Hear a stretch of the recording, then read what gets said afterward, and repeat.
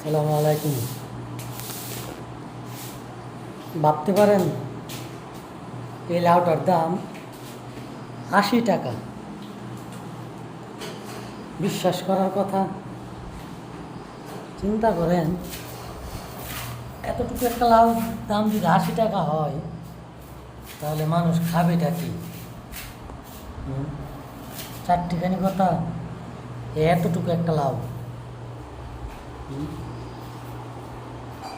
এটার দাম 80 টাকা। তাও 100 টাকার কম দেয় না। ঠিক আছে, 120 টাকা দাম চাইছে, তারপর 100 টাকার কম দেয় না। আরও 4-5 জন রিকোয়েস্ট করার পরে 80 টাকায় দিল। চিন্তা করেন, আমরা কি খায় বাঁচবো এখন?